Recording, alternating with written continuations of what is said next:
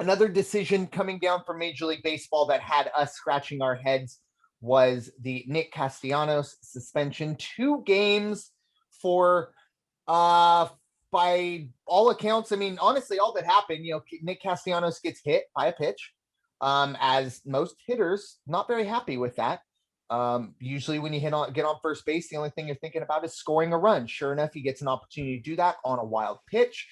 And of course, the pitcher is covering on that wild pitch. He goes in, slides, perfectly fine. He's safe. He gets up, flexes on the pitcher, and says probably a couple choice words. Of course, the pitcher doesn't like it. Yadier Molina doesn't like it.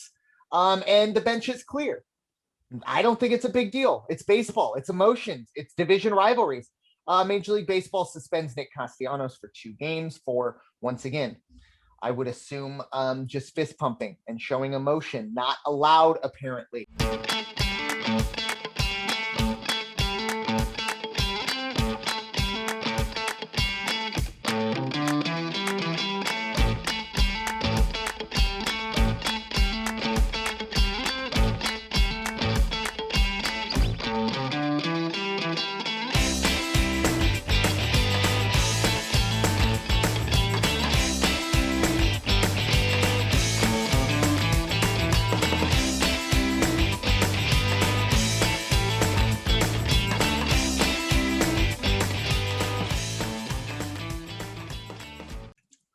What is up, everyone? Brandon Ferst, aka First Report, representing the First Off the Bench podcast network. Everyone comes off the bench. We are first. It is time for the Changeup, our weekly baseball podcast here on the network.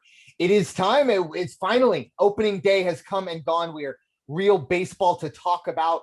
You can find myself at First Report FERST and my co-host Bryanna Winner. You can find her at bwinner12. Bryanna, how you doing today? I'm excited for baseball and just the fact that I want to see the Angels win so badly right now. Yeah, off to a very, very nice start. Mid-game right now for them as we speak. Plenty to get to for them. And if you see my reactions, I'm sorry. You'll see. We'll get to them in a bit when we head into the winner's circle. But before we get into all of that, plenty to get to, as I mentioned, obviously the first week of baseball. Before we got rolling on opening day, a big piece of news did come down with Francisco Lindor signing a 10-year, $341 million contract to stay with the Mets. Very interesting, considering Lindor had said that the extension, or I guess the deadline would have been opening day to get the extension done. And if it didn't get done, he would have been a free agent at the end of the year. Left it to pretty much the final hour. Ironically, the Mets never really had their opening day just yet, or at least at the time. So they didn't need all that. But they do get the job done. Lindor will stay in New York for obviously the foreseeable future. Bryanna, what are your thoughts on the Lindor contract? I mean, he does deserve it. And if they had known that the opening day for them was going to be pushed, he probably wouldn't have been as rushed to figure it out. They probably wouldn't have had to do it as much. I mean, they've already lost their first game. And I mean, we'll talk about it in a bit, but I mean, what can you do? It's the Mets. Yeah, it's the right thing. I mean, you're right. He deserves it. And for the Mets, it's the right thing to do. This is a franchise that, I think this is the second or third year in a row where they've had someone fired for something that was not really, on field or at least performance based. We obviously, talking about the front office, I've already forgotten the scumbag's name. But he was being just a scumbag to the female media or the employees, obviously. Was it Porter? Thank you. Yes, there it was. Yes, Porter. I wanted to say Passner because I was watching something on college basketball, but I knew it wasn't him. I didn't want to pull his name into it, but yes, thank you. And we go back to even the year before, 2 years before, Carlos Beltran never got a chance to be the manager of the Mets. So the Mets and the Wilpon ownership was already a joke before. Obviously, Steve Cohen is in charge now. It's a good start for them. They have a lot of issues. We did see obviously DeGrom do what DeGrom does, continue to do what he does. But the Mets, they have their issues, not just with COVID and things like that, but they got to figure out how they build around a guy like Francisco Lindor. As good as Lindor is, he's going to need some help. I don't think the Mets are there yet to challenge fully in that NL East to pull down the Braves. And that is actually a perfect little segue into the next topic. Major League Baseball moving the All-Star game from Atlanta to Coors Field. Once again, not baseball related. This is in response to the Georgia voting laws, and they move it to Colorado, which in some situations are actually more stringent, the voter laws in Georgia than they are in Colorado than they are in Georgia. So interesting idea there. But I do know that they've been having plans for Colorado to be hosting an All-Star game for quite a while. So it just worked out, I guess. But what are your thoughts, Bryanna, on the All-Star game going from Atlanta to Coors Field? I mean, the reason for it was so dumb. I mean, Colorado hasn't hosted one in 23 years. If you haven't seen their Twitter, they had a tweet about it earlier where it had a video of like AOL with just typing of sounds to signify the last time they had it. I mean, the elevation is going to be interesting, especially with like the home run derby. So, I mean, we will see. Yeah, I mean, obviously it was 98, I believe, was the year it was in Coors Field. And obviously 98 for me is synonymous with the Padres winning the pennant. But I think for most baseball fans, 1998 is synonymous with the McGwire Sosa home run chase. And very ironic. I believe McGwire, it might have been maybe the year after when he went off at Fenway. But yeah, the home run derby at Coors Field is definitely going to be a game changer.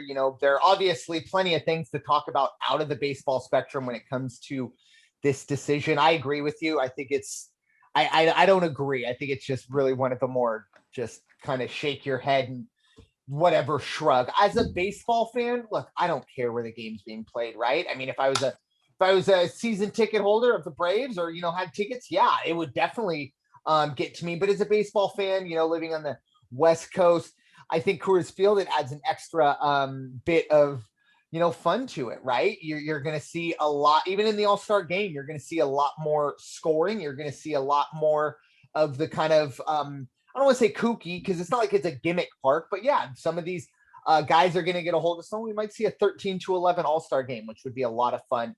But we'll see. And once again, it's very, very head scratching. Very dumb is a great word for it. I had a different word in mind, but I'm keeping it PG. Yes, agreed on that. And at the end of the day, as dumb as it is, the decision is done. So whatever, it is what it is. We will get at least an All-Star game this year, at least as I knock on wood. Obviously, we did not last year. So we'll see how that goes. And it'll be, once again, at Coors Field. Adds a little interesting twist to it. Speaking of an interesting twist to opening day, it seemed like we almost were going to get through getting ready for the start of the season, but it seems like we just can't do it. There's always got to be a little bit of a little hiccup here in this new COVID era. And it's Washington and the Mets. Both that series this past weekend was postponed. So actually, as of right now, the Nationals are in the middle of their opening day game, 5 days late. And the Mets, as we talked about, lost their opening day game yesterday. That was once again postponed from the past Thursday. So the Mets and the Nationals already behind the 8 ball. Not as big of a deal as it was last year. Have all summer to make up these 3 games, but definitely a bit of a concern early on. Seems to be kind of the usual suspects. Seems like the East Coast teams seem to be more susceptible than others. But what are your thoughts, Bryanna, on our first little, I guess, COVID hiccup, if you will? I mean, it could be worse. It could be what the NHL is facing with the Canucks right now, where over half the team is out because of COVID. So no foreseeable again, end in that. Yeah, and I mean, they're only playing in that division of 4 teams. But like I said, it could be worse. It Yeah. could have been last year with the Cardinals. Mhm. So, I mean, Washington got off easy, especially with it only being like the few days that it's been. I mean, they still have like you said, they still have an entire season. It's not like last year where they're going to be double headers every other day. So, I mean, I know we'll talk about the score later when we talk about a surprise from this season so far after week 1. Yeah. But I mean, there's nothing you can do. If it happens, it happens. You just got to move past it. Definitely. I agree. And in these situations, I think, like you talked about with the NHL, the Canucks, not only is it unfortunate because, it's hitting the team and I mean, big time, heavily. This isn't a contract or a contact tracing situation. This is guys with positive tests and dealing with symptoms and family members and, really bad stuff. A lot of it also is the timing of it, in hockey right now, this is kind of the run-in. You have the final month or so of the season, and the Canucks are a team that, you need to fill out the numbers. I don't quite know where they are in that division, but they're a good team. And in this situation for the Mets and the Nationals, it's not the end of the world because once again, all hockey season, there had been teams that have missed games. Now it's becoming a problem because we're running out of times to make these up. Baseball might be in that same predicament now. Once again, if we look ahead to August, September, I think we all expect certain things to be, I don't want to say different, but maybe, more vaccinations or more openings, whatever, we all can look ahead to 4 or 5 months and hope that it's a greener side of the pasture than it is right now. With hockey, you're talking about, 2 weeks to a month when the playoffs start. That doesn't seem like a whole lot. So for the Mets and the Nationals, not the end of the world, like you said. They'll have plenty of time to make this up. And it's going to be more of a problem if we're talking about this in August or September, because that's when you obviously run out of time to get those figured out. And I will point out that, I don't know if it would be the end of the world if maybe a couple teams play 150 games, 152 games, because you know what? Something got out of hand in the middle of the season. They missed a week or two, and then by the time September rolled around, they're 15 games out. We don't need to make those up, but we'll see how that goes. Obviously, Major League Baseball doesn't want to get there, but they've already having to get at least something figured out. Another decision coming down from Major League Baseball that had us scratching our heads was the Nick Castellanos suspension. 2 games for, by all accounts, I mean, honestly, all that happened, Nick Castellanos gets hit by a pitch, as most hitters, not very happy with that. Usually when you get on first base, the only thing you're thinking about is scoring a run. Sure enough, he gets an opportunity to do that on a wild pitch. And of course, the pitcher is covering on that wild pitch. He goes in, slides perfectly fine. He's safe. He gets up, flexes on the pitcher, and says probably a couple choice words. Of course, the pitcher doesn't like it. Yadier Molina doesn't like it. And the bench is clear. I don't think it's a big deal. It's baseball. It's emotions. It's division rivalries. Major League Baseball suspends Nick Castellanos for 2 games for, once again, I would assume just fist pumping and showing emotion, not allowed apparently. Bryanna, what are your thoughts on the Nick Castellanos suspension? I mean, I follow Trevor Bauer on Twitter only because it's funny to see what he does. I mean, we've saw the free Joe Kelly cleats. We saw the trash can cleats. I mean, he does speak truth, especially with this. He said MLB's note to players, don't get excited about big moments or play with intensity. We will fine you and suspend you if you do. Yeah. So, I mean, that says it all. I mean, the comments aren't exactly nice, but it is what it is. But if you're just going to suspend somebody for just obviously showing emotion, yes, we're in COVID and nobody should be exactly near each other, but you're playing a game where you can be up in somebody's face. Like basketball, like hockey, at least they have shields. But again, there's nothing you're going to be able to do. Yeah, and all these players are supposedly tested and have their negative tests before the games get rolling and things like that. it's a joke. Let's be honest. That Major League Baseball gets Castellanos for 2 games. I'll tell you this right now. I don't have a problem with anyone's reaction here. Yadier Molina and the pitcher, whose name I can't think of at the moment, but everyone got heated. Everyone got in each other's faces, and that's what should have happened. It's an emotional game, like you said. These are division rivals. It's opening day, or at least now that was Saturday, but it's opening weekend. And at the end of the day, Nick Castellanos got hit. And that's always going to kind of put a little bit of a fire in those bellies of those players. And it's very frustrating to see that. As I saw a meme today, there was a picture of Joe Kelly making his infamous face, and it says, making silly faces gets you 8 games, showing intensity gets you 2 games, but cheating and stealing a World Series will get you absolutely nothing. And I think that's kind of what Trevor Bauer is also talking about. There is definitely going to be a situation where this is going to happen again. No matter what we want to happen, no matter what we don't want to happen when it comes to bench clearing brawls, this or that, what is going to happen is intensity. And that's something that we want. We talked about it last year with a couple players showing a little bit of that intensity to a lot of people, maybe the old school's frustration, but we'll see how this goes. Hopefully the Free Castellanos movement, maybe we'll see some Free Castellanos cleats from Trevor Bauer. Those would be kind of cool. But it is now time to dive into the winner's circle with Bryanna Winner. I can't wait. I think it's going to be a pretty, they're going to talk about, definitely going to talk about some history on the winner's circle today. So I'm really, really excited. Bryanna, it is all yours.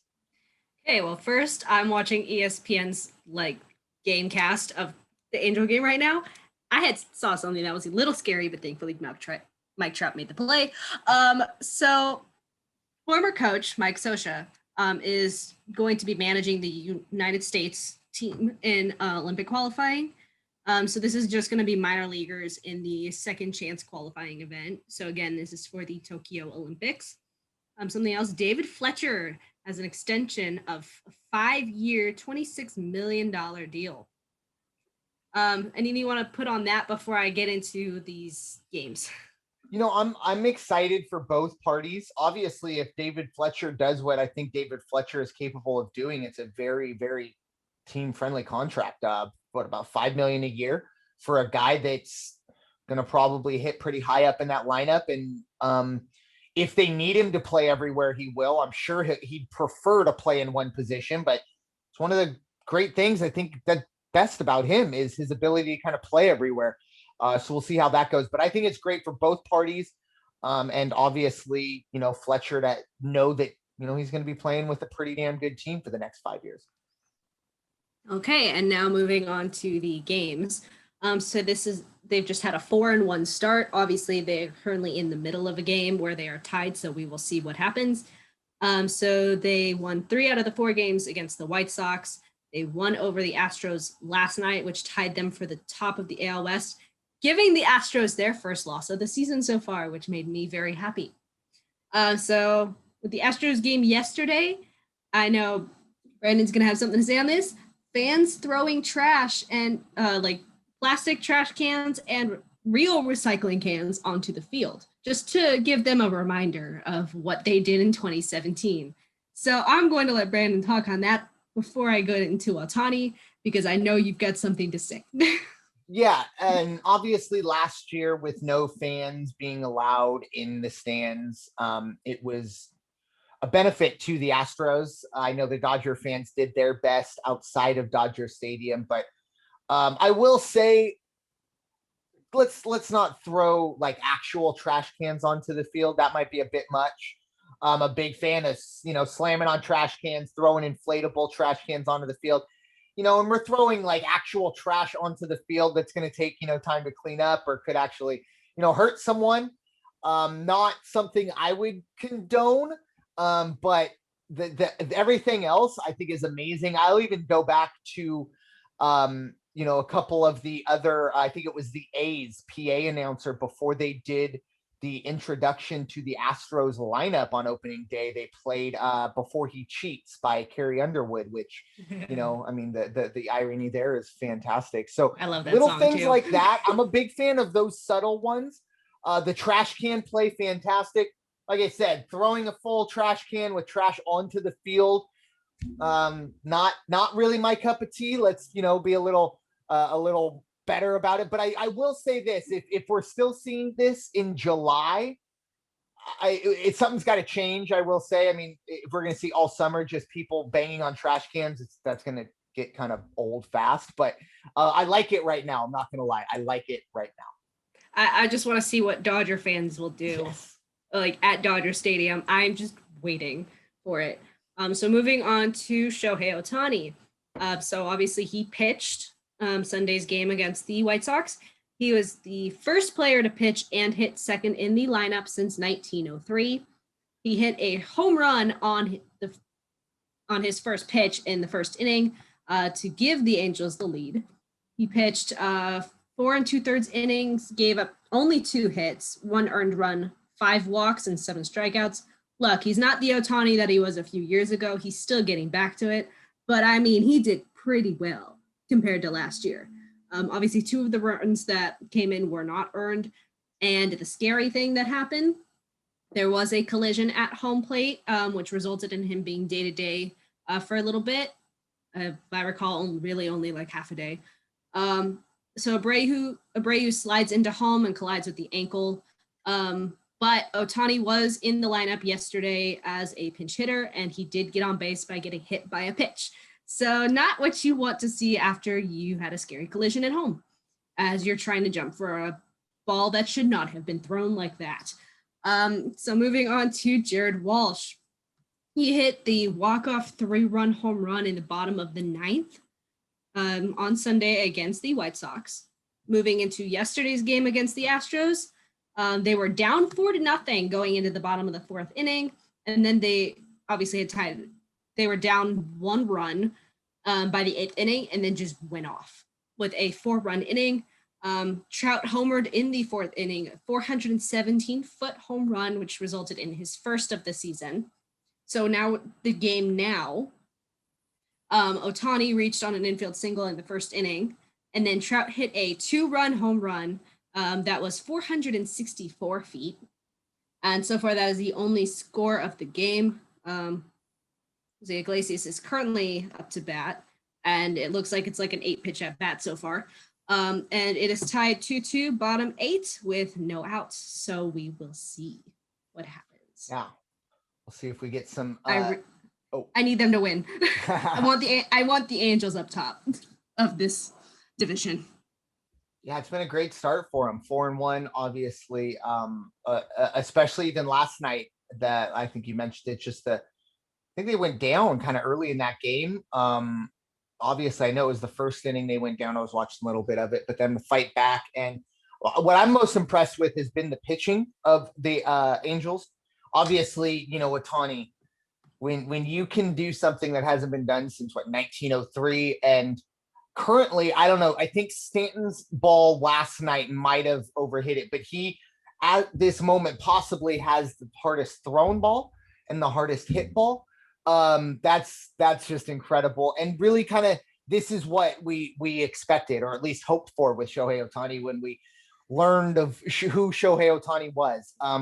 Myself personally, I didn't think it was the right idea, but that's why I'm sitting right here, and the Angels people are where they are. So hopefully everything works out. You're in the 5th inning, and he's still throwing 100 miles an hour. Yeah, I would say that was more a bad strike.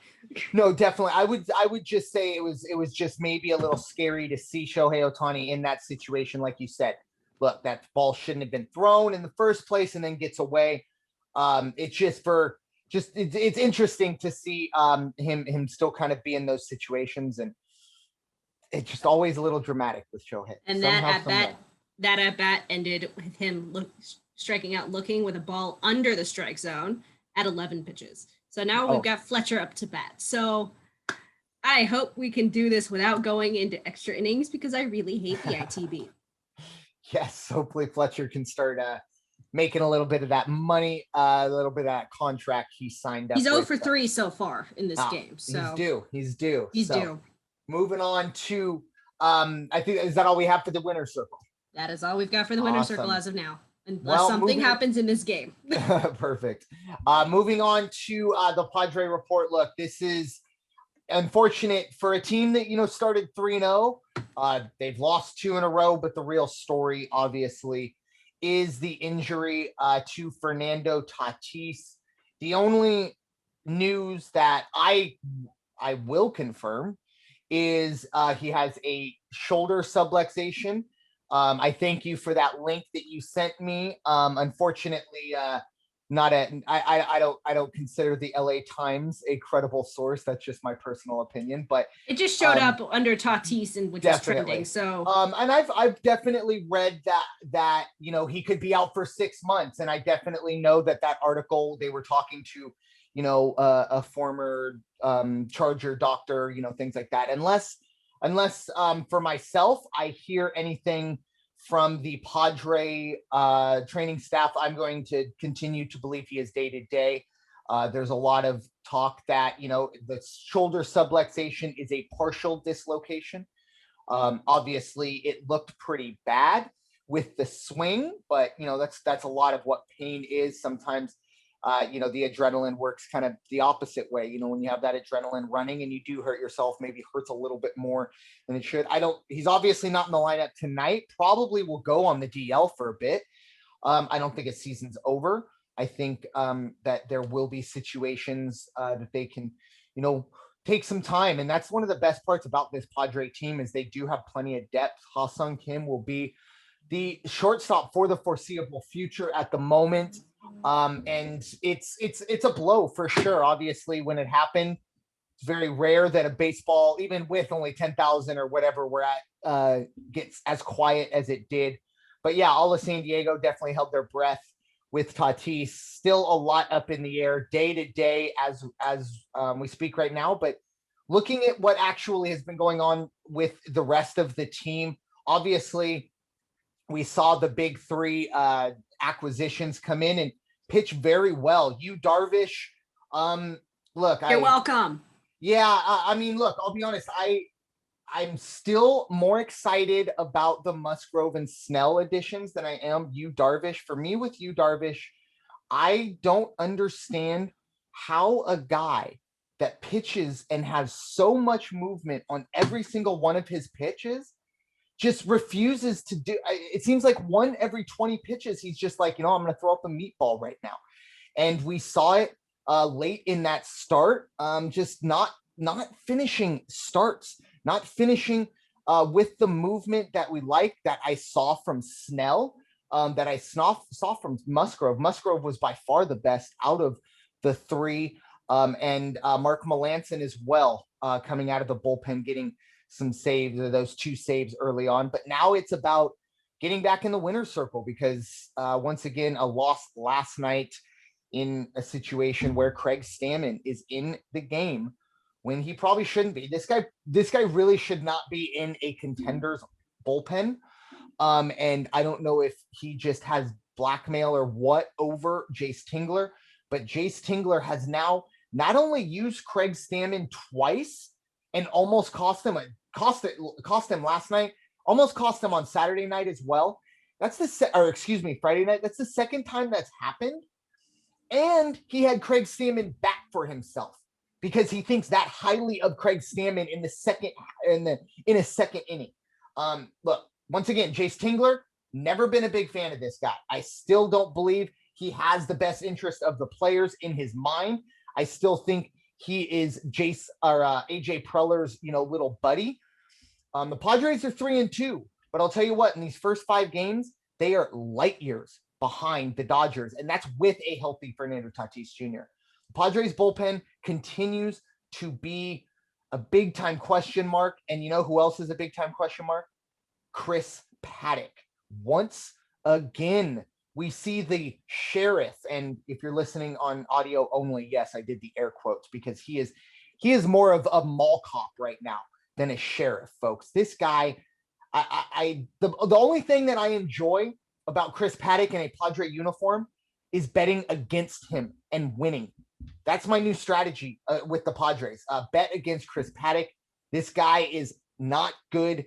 Like I said, if he was half as good as he thinks he is, my goodness, he'd be a Cy Young candidate. But it's the guy who shows up in cowboy boots, a bolo tie, and a sheriff hat, and before you blink, he's down 3-0 to the Diamondbacks, a team that is average at best. And you want to sit here and call yourself the sheriff. It's just absolutely ridiculous. A lot of question marks for the Padres. They had a great offseason. Looked great, but the chips are down, and I'm not a huge fan of what I've seen so far. But once again, the biggest news, obviously, the biggest concern, no doubt about it, is Fernando Tatis injury.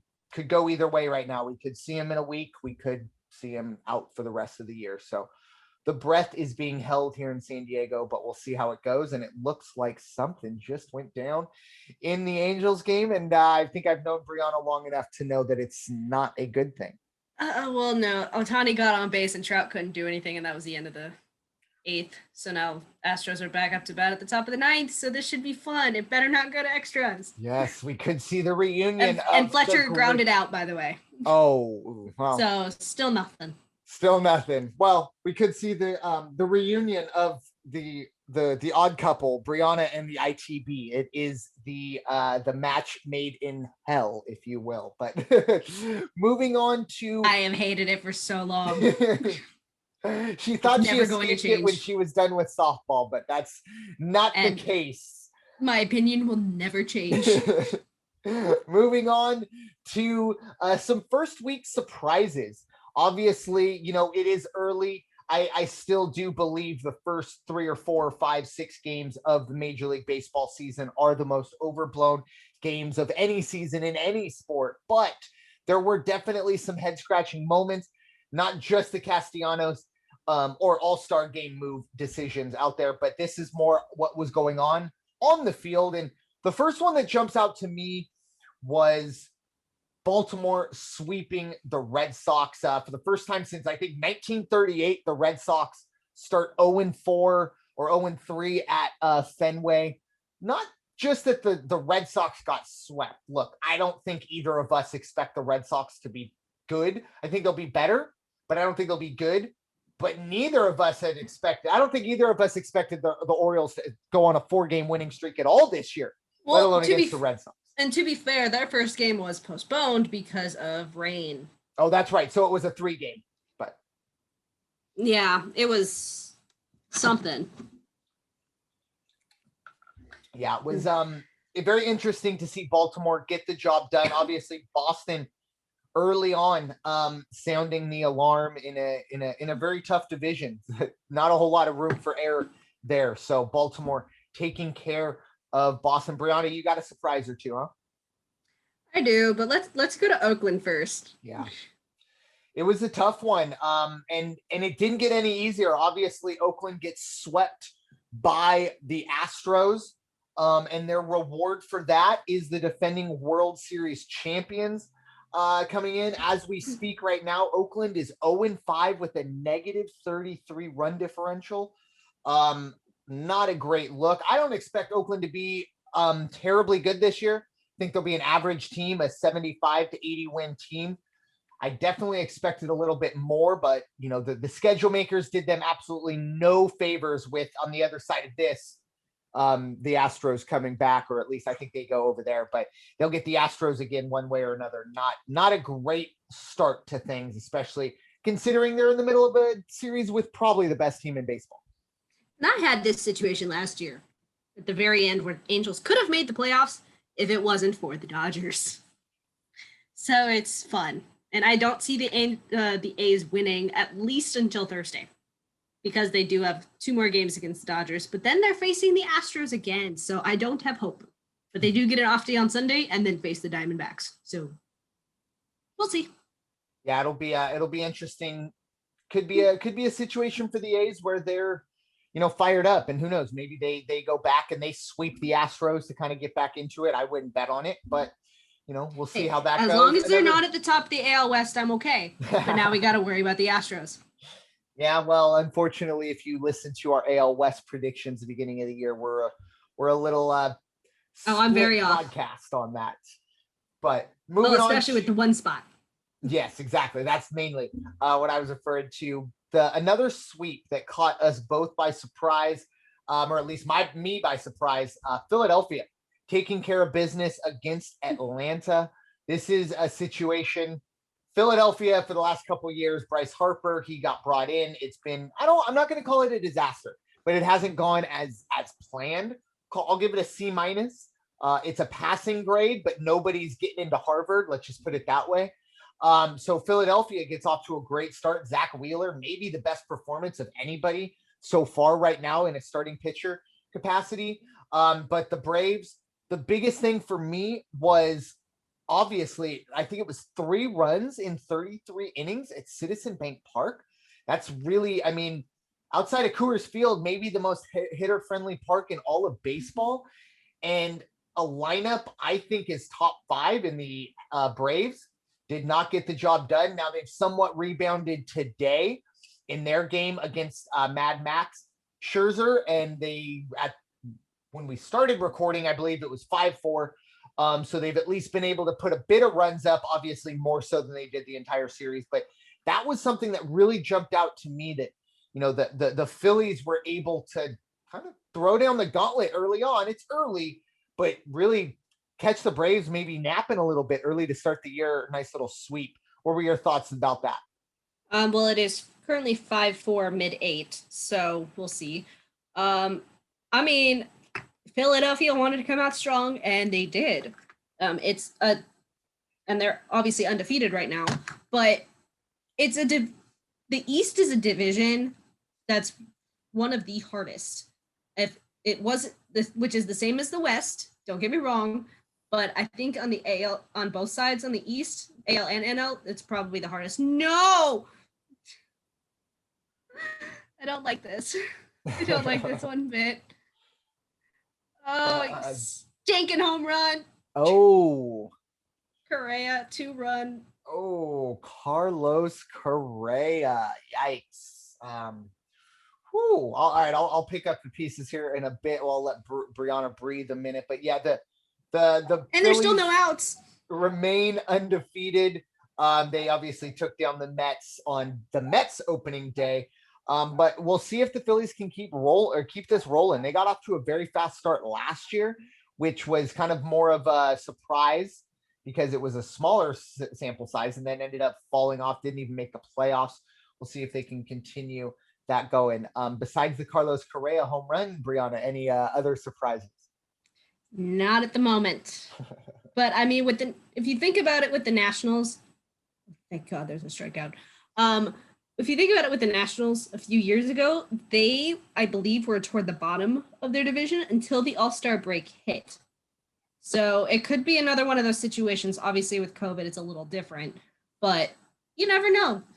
These teams that got swept may end up coming back after the All-Star break stronger than ever and destroying teams.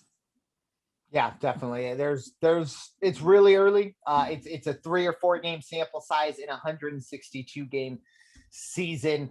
A lot to get rolling, but a lot that was put in front of us, a lot for us to break down. And like I said, that Zach Wheeler performance was very, very impressive and has to give Philly fans a lot of confidence, especially doing that against the team that I think everyone kind of expects that they're going to have to knock off in that division, in that very, very tough division, as Bryanna brought up. But any final thoughts there, Bryanna, or anything else you'd like to add? The Kansas City Royals. Yeah. Is definitely one. Obviously, yes, they played the Rangers first, which both teams are bad. And it was like a 14-12 like opening day game for the both of them. So it says something. But Kansas City is currently 3-1. They beat the Rangers 2 out of the 3 games, and they beat the Indians in a shutout. And obviously, they're not the same as they were last year. But you would expect them to still be better than the Royals. Yes, it's only been 1 game, but yeah, definitely a big surprise.